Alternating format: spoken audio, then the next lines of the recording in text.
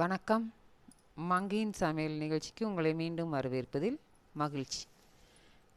இன்றைக்கி என்ன செய்ய போகிறேன்னு பார்த்தீங்கன்னாக்கா, குமுட்டி கீரை கடைய போகிறேன். ஆக்சுவலாக இதில் வந்து பாசிப்பருப்பு போட்டும் கடையலாம், ப்ளைனாகவும் கடையலாம். நான் இன்றைக்கி ப்ளைனாக தான் செய்ய போகிறேன். அது பாருங்கள், இப்படி செடியாக வாங்கிட்டு வந்திருக்காங்க. முன்னையெல்லாம் வந்து அப்படி கொத்து கொத்தாக அள்ளி தருவாங்க. அதாவது இப்படி வெறும் இலை மட்டும் இப்படி கணுவாக கிள்ளி போட்டிருப்பாங்க. அதை இப்படி கூறாக அள்ளி வைப்பாங்க. ஒரு கூறு 10 ரூபான்னு. இன்றைக்கி இது மட்டுமே 20 ரூபாயாம்மா வாங்கிட்டு வந்திருக்காங்க. நாட்டு கொத்தமல்லின்னு சொல்லுவோம்ல, அது வந்து பார்த்திங்களா எங்கள் ஒரு நாட்டு கொத்தமல்லி செடியே இவ்வளோ தான் இருக்கும். ஒரு செடி பார்த்திங்கனாக்கா ஒரு 3 இன்ச்சு நீளத்துக்கு தான் இருக்கும். இதே ஒரு கட்டு 6 ரூபா 7 ரூபா சொல்லுவாங்க.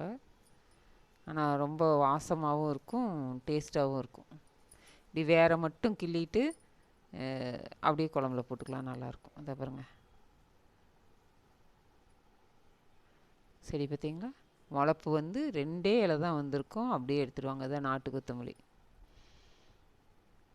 நம்ம யூஸ்வலாக வாங்குறது விவசாய கொத்தமல்லியெல்லாம் பார்த்திங்கன்னா 1 அடி 1.5 அடி செடி இருக்கும். ஆனால் இது இவ்வளோ தான் வரும்.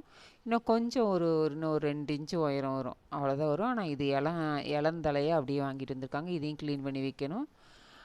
இது வந்து குமுட்டிக்கீரை. இதை தான் இன்றைக்கி செய்ய போகிறோம். இதை ஆஞ்சிக்கலாம்.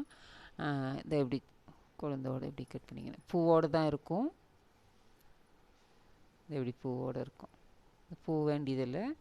இதை மட்டும் இப்படி கட் பண்ணி கிள்ளி எடுத்து வச்சுக்கலாம். இதை நான் முழுசாக ஆஞ்சிட்டு செய்ய போகும்போது உங்கள்கிட்ட காமிக்கிறேன். அதுக்கு முன்னாடி குமுட்டிக்கீரையை உங்கள்கிட்ட காமிக்கணும்னு தோணுச்சு எனக்கு. அதனால் வந்துங்க, செடி இப்படி தான் இருக்கும், ஈக்கியாக தான் இருக்கும் இலை.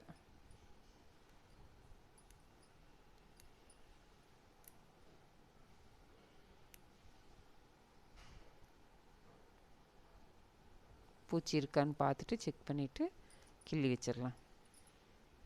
ஆஞ்சி எடுத்துக்கிட்டு கொஞ்சம் சின்ன வெங்காயம் ஊற்றிட்டு நான் செய்ய போகும்போது உங்கள்கிட்ட காமிக்கிறேன்.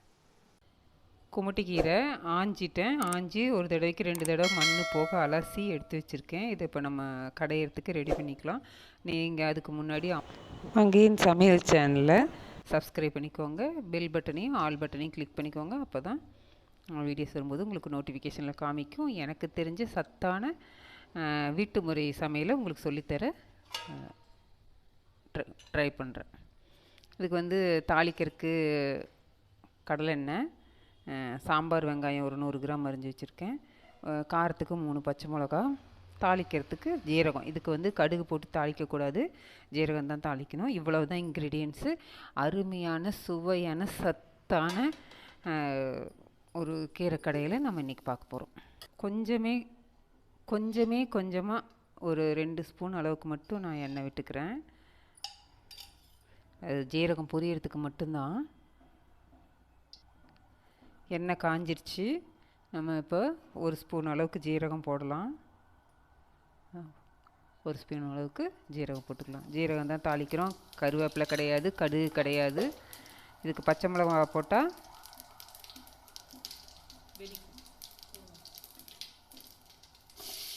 நல்லா பச்சை கலராக இருக்கும் கீரை. அதுக்காக பச்சை மிளகாய் முதல்ல போட்டுட்டேன். இப்போ வெங்காயத்தை போட்டுறேன்.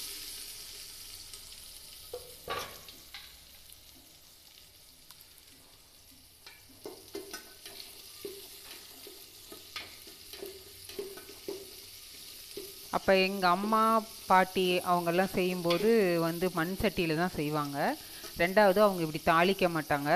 கீரை போட்டு ஒரு டம்ளர் தண்ணி விட்டு அது கூட வெங்காயம் போட்டு 2 வரமிளகாயோ பச்சை மிளகாயோ கிள்ளி போட்டு நல்லா 2 கொதி வந்ததுக்கப்புறம் எடுத்து வச்சு மற்ற போட்டு கடைஞ்சிட்டு அதுக்கப்புறமா கொஞ்சம் ஜீரகம் தாளித்து அதில் கொட்டுவாங்க.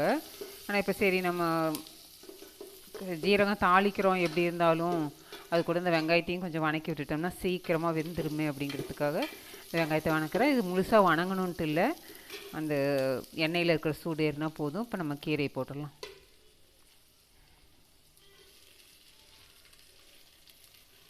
₹20 வாங்கிட்டு வந்த கீரை 2 கைப்பிடி தான் இருக்குது.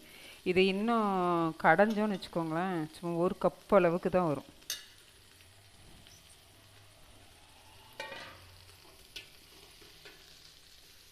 இது நம்ம இப்போ இந்த சூட்லேயே நல்லா பரட்டி விட்டுக்கலாம். அப்போ தான் கீரை வந்து அந்த ஆவி பட்டதையும் சூடு பட்டு அப்படியே சுண்டி போயிடும். அதுக்கப்புறமா நம்ம உப்பு போட்டுக்கலாம்.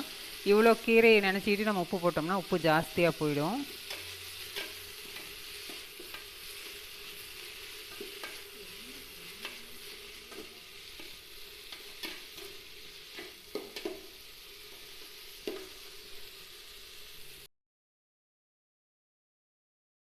சுண்டிடுச்சு. இப்போ இதுக்கு தேவையான அளவு உப்பு போட்டுக்கலாம்.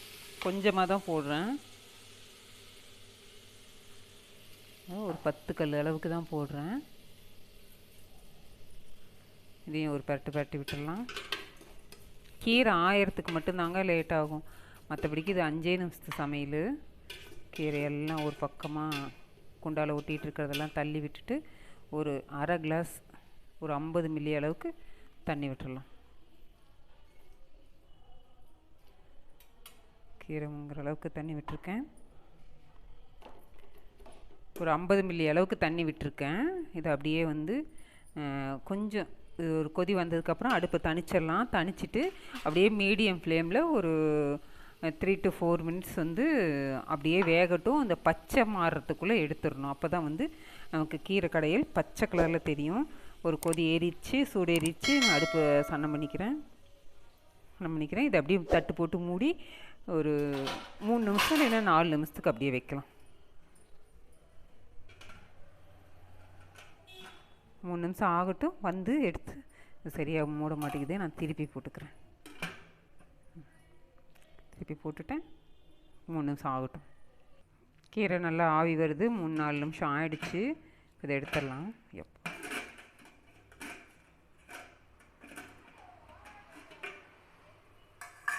இதுக்கு தேவையான அடுத்த ஆயுதம் மத்து.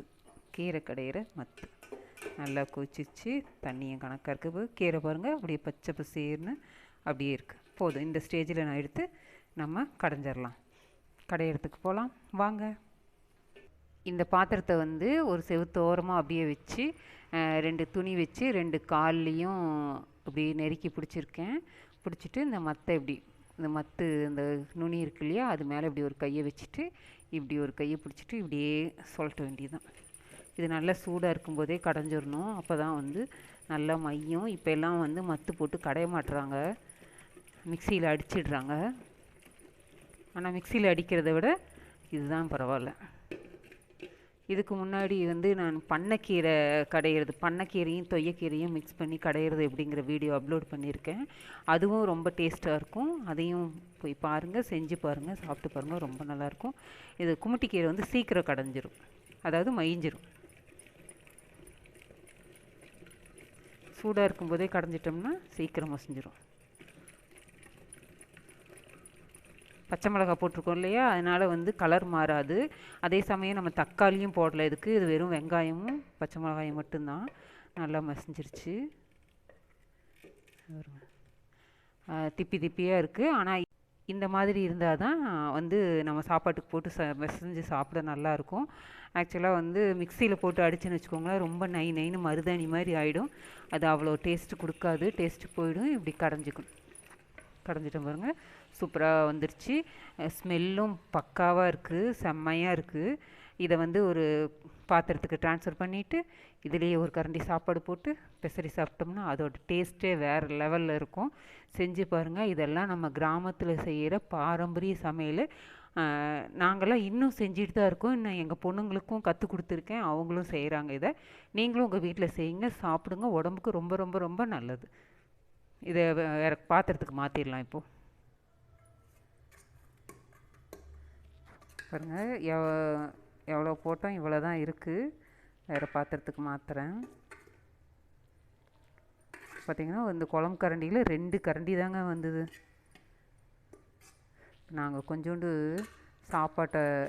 சாப்பாட்டை போட்டு பிசையறதுக்காக உள்ளே கொஞ்சம் அப்படியே பதுக்கிட்டோம்.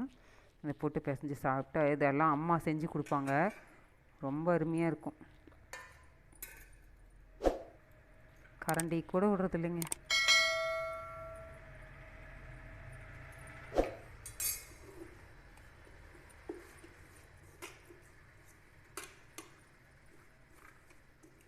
கீரை கடையிலும் அம்மா கையும் அந்த அன்பும் செமையாக இருக்குங்க.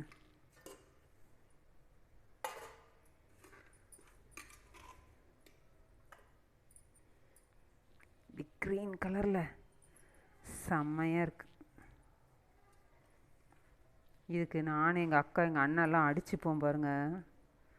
எனக்கு உனக்குன்னு எங்கள் அம்மா வஞ்சகம் இல்லாமல் ஆளுக்கு ஒரு வாயாக கொடுப்பாங்க. ரொம்ப நல்லா இருக்குது.